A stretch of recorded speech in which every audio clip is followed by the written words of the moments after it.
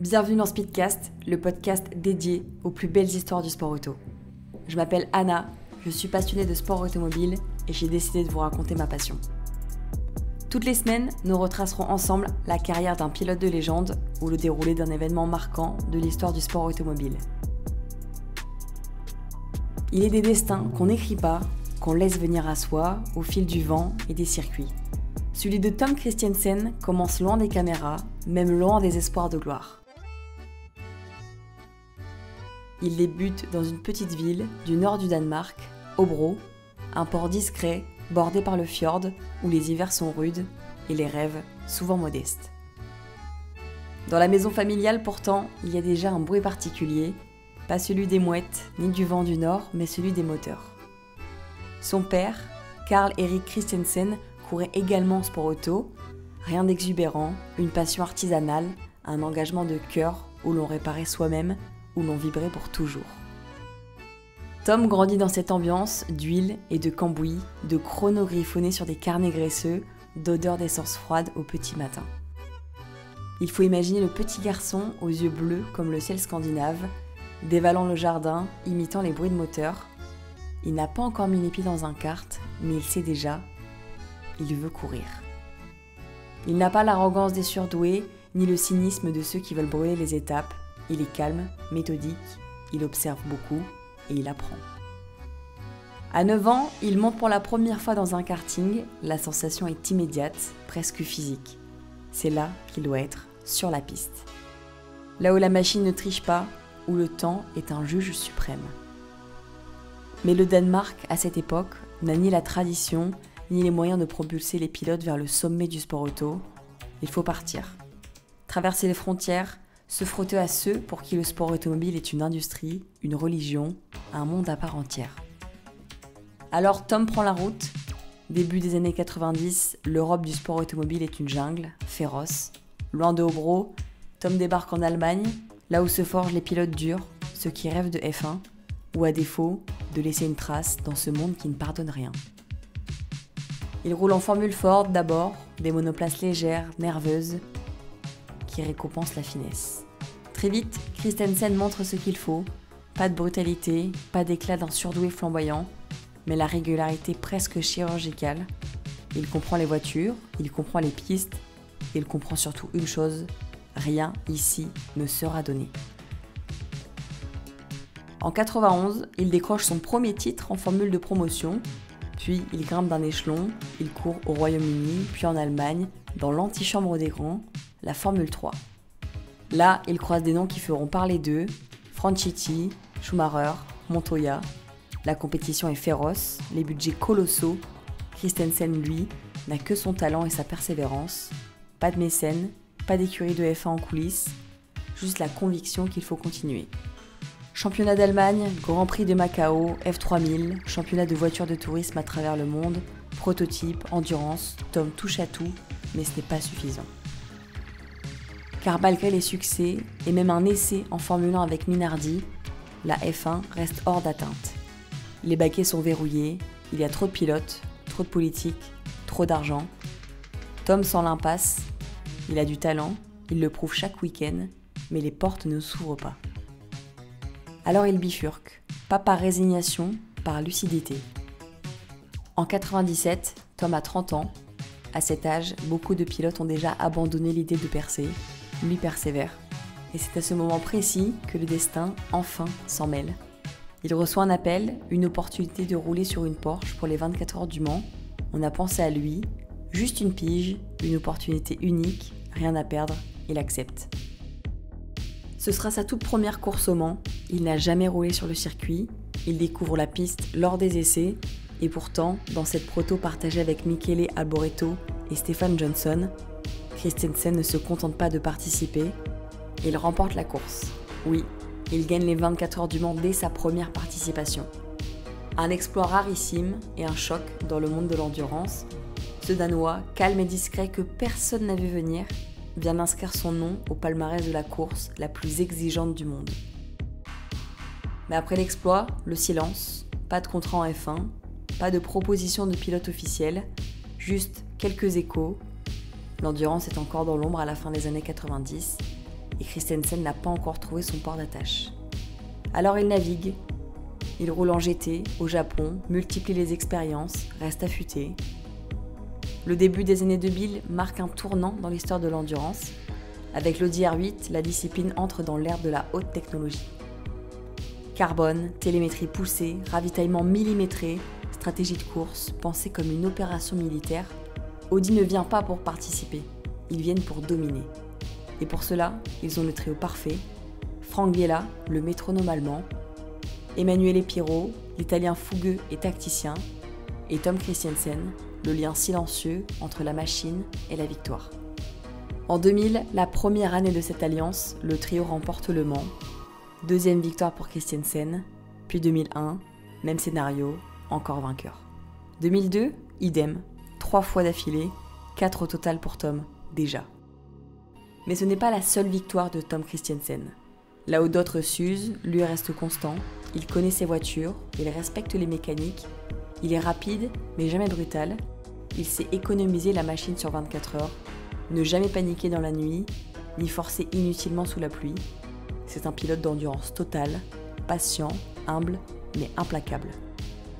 Son style de pilotage est fluide, sans fioritures, les ingénieurs l'adorent, ses retours sont d'une précision chirurgicale, les mécanos aussi, il ne casse pas les voitures. Les coéquipiers enfin louent sa régularité, son calme, sa capacité à créer une ambiance saine dans le garage, même au cœur de la tension. Audi comprend vite qu'ils tiennent là un joyau, ils le mettent au centre de leur stratégie. Tom devient plus qu'un pilote, il est l'ambassadeur de leur programme d'endurance. Un leader sans ego, un stratège sans flamboyance, mais une efficacité clinique. En 2003, pour la première fois, il court avec Bentley pour une opération spéciale, ramener la marque anglaise à la victoire au Mans, 73 ans après sa dernière. Mission accomplie, Kristensen gagne encore, 5e victoire, la 4e d'affilée. Il est en train de bâtir une dynastie sans jamais lever le poing, il laisse les chiffres parler pour lui. Et les chiffres deviennent vertigineux. 2004, Le Mans bruisse déjà d'un murmure, et s'il était en train de créer l'histoire. Tom Kristensen revient avec Audi, cette fois-ci avec un team privé, au volant de l'inépuisable R8, la concurrence s'organise, mais rien ne semble pouvoir enrayer la machine allemande, ni le talent du Danois. La course est rude, mais à l'arrivée, c'est une fois de plus Kristensen qui lève le bras, ou plutôt qui sourit discrètement, comme toujours. Il vient de remporter sa 6e victoire au Mans, la 5e consécutive. En 2005, il rejoint l'équipe Champion Racing et gagne encore, une 7e victoire, 7 en 9 participations. Un record absolu, il dépasse alors Jackie Hicks, la légende belge qui en avait 6. Le monde de l'endurance prend conscience qu'il est en train d'assister à quelque chose d'historique, et pourtant chez lui rien ne change, toujours ce calme, cette retenue, pas de déclaration flamboyante, juste une volonté de continuer de bien faire son travail, d'être à la hauteur de ce que représente Le Mans. Il est désormais surnommé Mister Le Mans, non pas pour une victoire exceptionnelle, mais pour une constance surnaturelle dans l'excellence. Mais la vraie révolution arrive en 2006. Audi dévoile un prototype hybride, au sens technologique, une diesel, la R10 TDI, une voiture massive, silencieuse, presque étrange à entendre filer dans la nuit du Mans. Beaucoup doutent, un diesel au Mans, vraiment. Kristensen, lui, n'en doute pas. Il sait que l'endurance est un laboratoire. Il est prêt à s'adapter à cette nouvelle machine. Avec Alan McNish et Dino Capello, il reforme un trio redoutable. En 2006, la R10 finit à la 3e place du podium. En 2007, à Hockenheim, Kristensen participe à une course de DTM, le championnat allemand de voitures de tourisme, en parallèle de son programme d'endurance. Depuis 2004, il y court régulièrement avec Audi, dans un tout autre format de compétition, des sprints intenses, des contacts musclés, un public survolté. Mais ce week-end-là, tout bascule. Lors d'un accrochage, sa voiture heurte violemment le rail. Le choc est brutal. Tom souffre d'un grave traumatisme crânien. Il est hospitalisé longuement. Et pour la première fois depuis longtemps, il doit s'arrêter. S'arrêter de courir, s'arrêter de penser au Mans, s'arrêter de vivre au rythme du circuit. Sans son Hans, un système de sécurité pour le coup, Tom Kristensen n'aurait sans doute pas survécu. On ne savait pas s'il allait pouvoir participer au Mans cette année-là, mais après une rééducation difficile, il s'est présenté, prêt pour le Mans 2007. Il domine la course avec ses coéquipiers jusqu'au petit matin, lorsqu'ils doivent abandonner car une roue s'est détachée après un arrêt au stand raté. Le doute s'installe, le retour au sommet sera-t-il possible ? À 40 ans passés, peut-il encore retrouver le niveau qui était le sien ? Le monde change vite, Audi développe de nouveaux prototypes, les jeunes poussent à la porte, le temps ne fait pas de sentiment. Mais Kristensen, lui, revient. Avec une patience toute danoise, une discipline presque monastique, il se reconstruit, travaille, reprend le volant, pas pour prouver quelque chose au monde, mais pour retrouver son équilibre, sa place naturelle derrière un volant.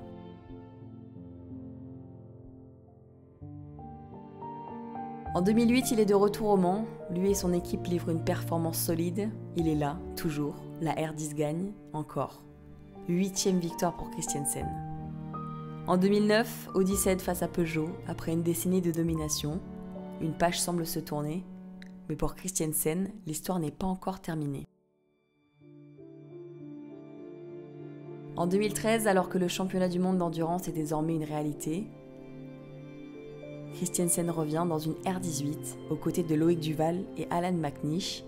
Cette année-là, une bataille épique entre Toyota et Audi. Kristensen, toujours calme et précis, ne commet aucune erreur. Son expérience compense la jeunesse des pilotes autour de lui. À l'arrivée, la R18 s'impose, offrant à Tom Kristensen sa 9e victoire au Mans. Un record absolu, toujours inégalé. Sur le podium, pas d'effervescence. Le circuit du Mans pleure Alan Simonson, décédé dans les premières heures de la course, à 34 ans. Tom Kristensen n'est pas seulement un pilote, il est un symbole, un exemple de patience, de constance, d'humilité dans un sport qui est souvent marqué par l'exubérance et l'éphémère. En 2014, Tom Kristensen termine 2e de la classique Mansell. Quelques mois plus tard, en novembre, il annonce sa retraite sportive et n'oublie pas de préciser que sa série de victoires aux 24 heures du Mans n'aurait pas été possible sans Audi. Le Danois reste ambassadeur de la firme Ozzano.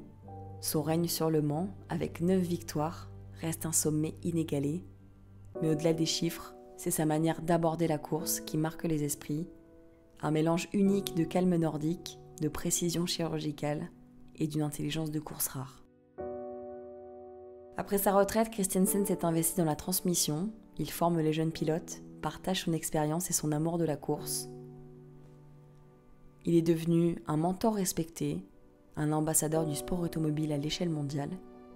Le parcours de Tom Kristensen est une leçon pour tous ceux qui rêvent de sport automobile.